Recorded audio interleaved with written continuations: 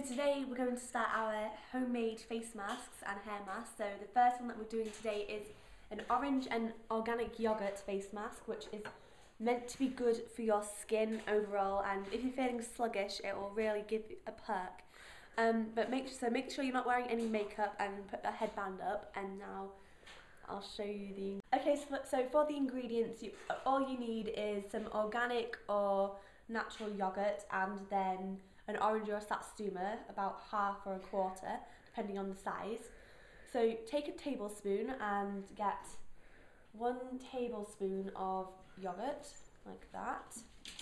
And then take the orange, peel it, and then just simply squeeze it like this.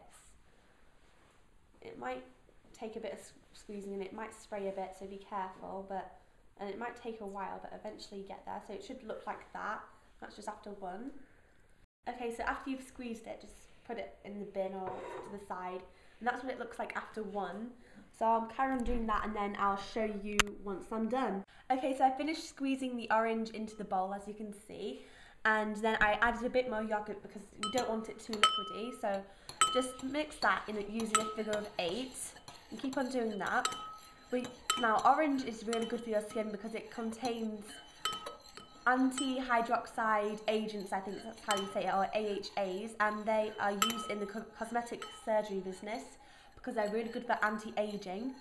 And then the orange contains lots of vitamin C, which is really good for your skin if you're feeling a bit sluggish. So I think this is a bit too liquidy, so I'm going to add a tiny bit more yogurt. So don't add too much because otherwise it'll be just like putting a really rich cream onto your face, which we don't want. Okay. So I'll show you Zoe's. This is what it should look like, that sort of consistency. So still a bit liquidy but not too watery. And then that's your finished product. Okay, so make sure you put some newspaper down because this could be potentially quite messy. And you are going to have to get a bit dirty because you're going to have to get your fingers in there and just smear it on your face. Oops, already got some on. So make sure your hair's back in a headband or a ponytail, and make sure you've got no makeup on because it's not going to do much good for you then. Okay, so get your fingers in the mixture and simply smear it on your face. It should feel it's quite a cooling sensation, but it's quite nice actually. So you want to smear it on, and don't worry about getting it on all thickly to start with. Just get on a thin layer, and then eventually make the layer thicker and thicker. So don't worry if you get a bit in your skin, because on your hair, because I doubt it'll do too much bad for that. So I'll show you when I'm done.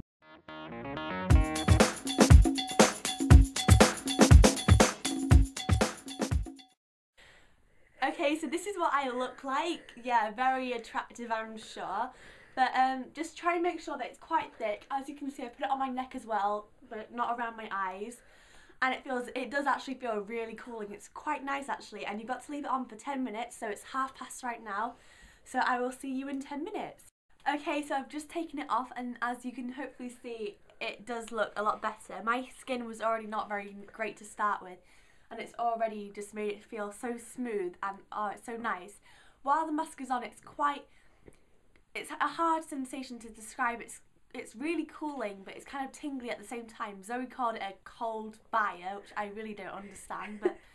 And then the taking off is quite difficult because there's quite a lot of it, and you just have to fill up a sink and get your face right in there, scrubbing it off. But the payoff is definitely worth it. We got quite a bit left over, but we're going to try fridging one and seeing how that goes.